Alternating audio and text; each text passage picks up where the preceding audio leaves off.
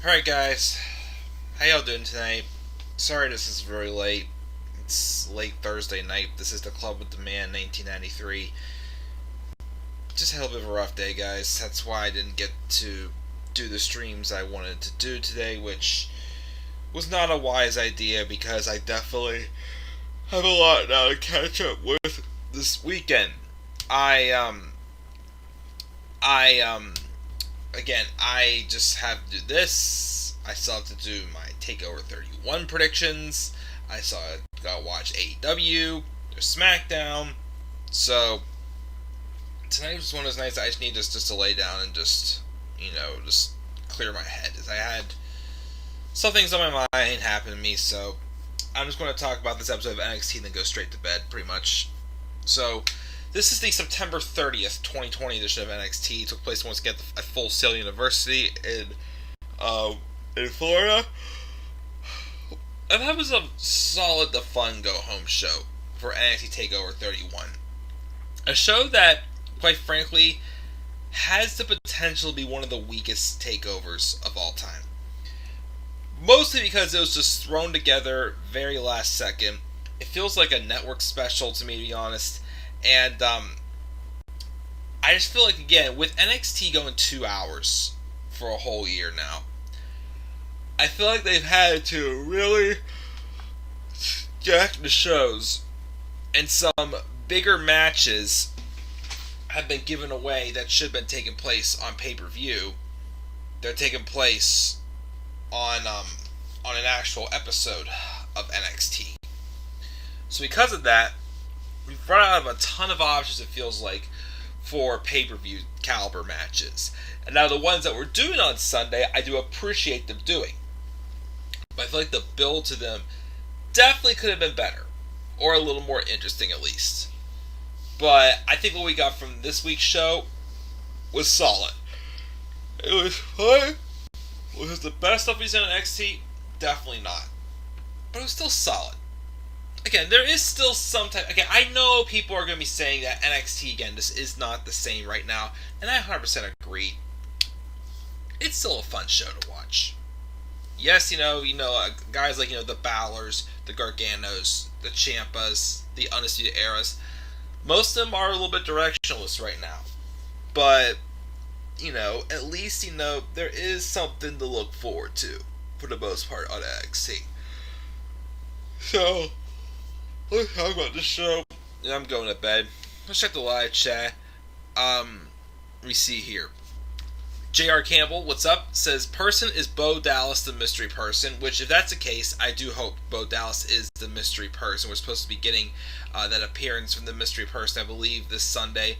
What if Randy and Bray feud is not for the WWE Championship WrestleMania 33? Again, I still think that feud didn't need to have the title involved in it, and, involve Orton winning the Rumble. I'm sorry, I just don't think that happened for that feud. But yeah, that November 26th Raw gives scares to this day. Which November 26th Raw are you referring to? Jared Campbell, one of my friends died. Oh dear, I'm very sorry to hear about that, my friend. Definitely my thoughts and prayers to your family as well, for sure. As well as also one of my other loyal subscribers, Mr. Owen Stanley, continue to pray for him as well, too, because he was on one of my streams recently and told me he has been sick with the virus. So, again, for him as well for J.R. Campbell's friend, thoughts and prayers for sure go out to you and, your friends' loved ones as well. Thank you, man. Anyways, so, 2018. I think you're probably referring to the Raw whenever Bobby Roode pissed, Drake Maverick pissed on Bobby Roode's robe. Yeah, that show. I would love to forget about that one as well.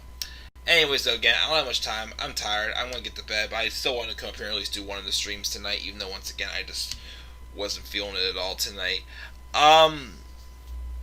So, we started off with a women's match between Shotzi Blackheart and the Kai with Raquel Gonzalez in her corner.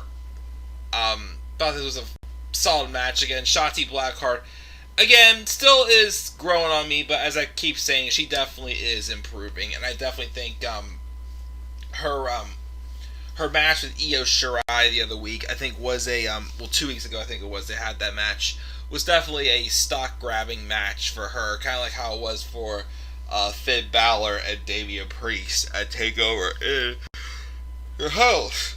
And I still just continue to slowly become more of a fan of her again. And Dakota Kai, something's done great with her heel work. Towards the end of the match, though, when Raquel Gonzalez was about to get involved, out came Rhea Ripley, who did a little beatdown on Raquel. Obviously, they're still teasing a match or some type of feud between the two of them at some point. Okay, I guess it could work, I'm not sure. But it eventually did lead to Shotzi Blackheart getting a pinfall victory over Dakota Kai. If Candice LeRae wins the championship this Sunday, which, I will talk about that in my predictions, I definitely think, we may see Shotzi being one of the first people to challenge her. Of course, it was officially announced also this week that Tegan Nox officially does have her third knee injury as she tore her ACL once again as she was written off the show in that beatdown last week before the Battle Royale, but just some long-term storytelling, which is what's kind of playing into effect for my predictions for this Sunday, which I'll get to that tomorrow night when I talk about the women's match for TakeOver 31. But still a good match. Shotzi gets the victory. Then we have this interview, as it was announced also, that Santos Escobar, and I do apologize for misspelling his name wrong in the card predictions I did, Santos Escobar is going to defend against Isaiah Swerve Scott. And of course, Scott just acknowledges that he has a number of chances. He's had a number of chances with Escobar, but if those have been fair shots, Escobar is like, you're just making excuses. He calls Swerve a parasite, and he's going to get ready for his lingering problem on Sunday. Scott complains about Legado del Fantasma and Escobar's loaded masks in their previous encounters, but he says he'll adapt to the like he's adapted to everyone else. Escobar says those are examples of how he's remade the decision in his image and in honor of lucha style that furthered the cruiserweights, and they ended by disagreeing who will leave as TakeOver 31 as champ. Was what it was. Again, it's going to be a solid match, so hopefully we go on Sunday, and I'm glad to see the cruiserweight championship finally be defended on the NXT TakeOver. And Santos Escobar and Isaiah Swerve Scott, definitely too, solid choices for that pay-per-view match. Starting getting tired. We also going to get a teaser for a person who's showing up on Sunday. They leave the Amway Center on a motorcycle, go back home, cruising outside Full Sail. We have a prime target video. Definitely the story of the night was definitely Kyle O'Reilly. He gets a prime target video. And again, they're definitely still teasing babyface turns for both Adam Cole and Kyle O'Reilly, but still nothing for Bobby Fish and Roderick Strong, which again, somewhat does not make sense, but But he talks about his journey and his friendship with the Undisputed Era, especially with Adam Cole. He also mentions how Finn Balor is a dream opponent, but they never crossed paths until now. When he got to Japan, Finn was leaving Japan to NXT. When he got to NXT, Finn was up on Raw. And now they come full circle here, and they finally get the square off. If he wins Sunday, it'll be the same as when Cole won the belt, and how the Undisputed Era will continue to stick together. After this, we were told that about Tegan's ACL injury. Sarah Schreiber is getting set to talk to Johnny Gargano and Candice LeRae. They talk about how Tegan Nox had to be injured and how it was karma for breaking the TV.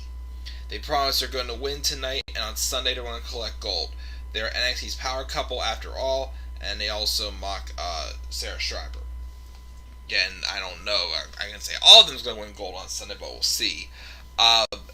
Cameron Grimes, Yeehaw, comes out.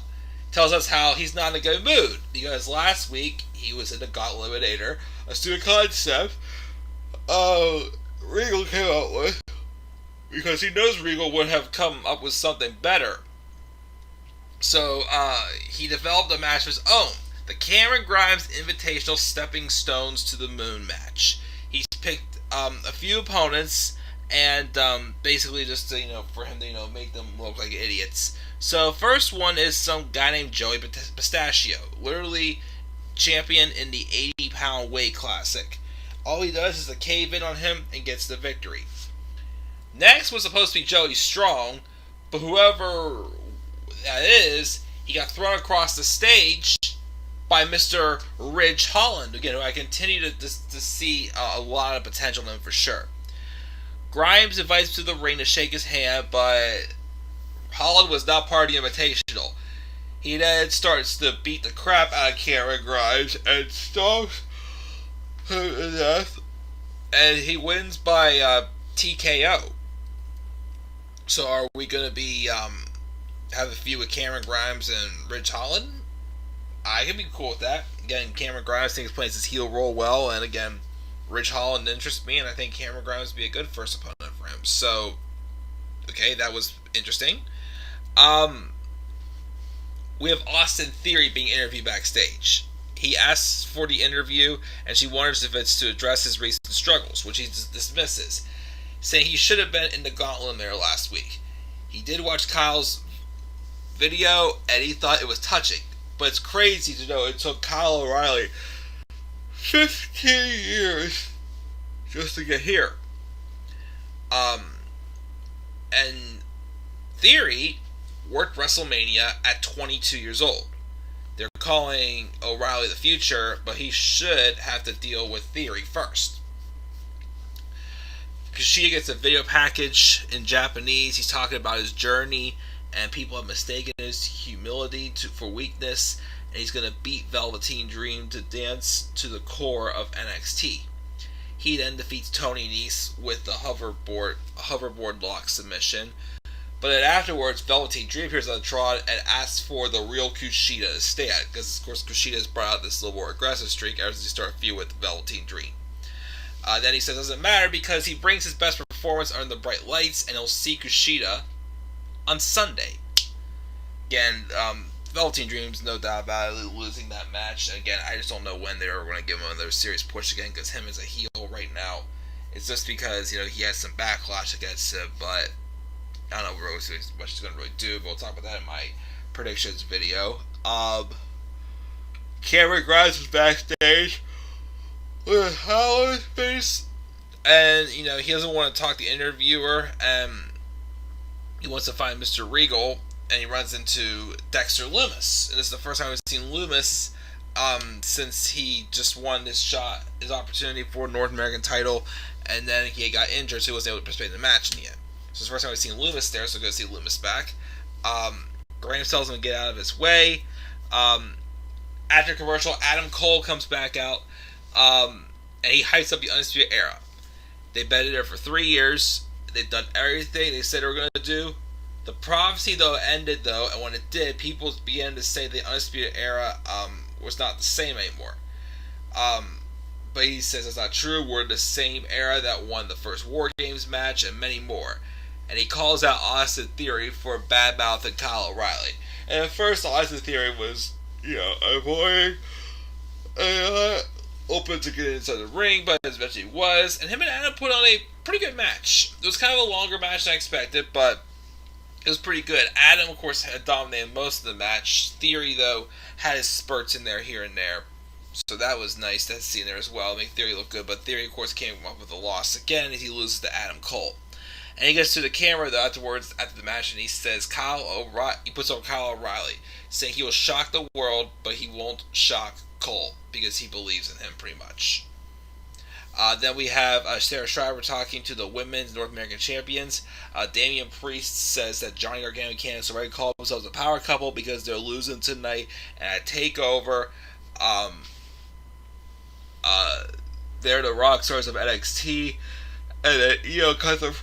Oh, yeah, please. They're too sweet, and Priest says Io is cool as hell, and Io's like, you're not too bad yourself. So who knows what they were doing there.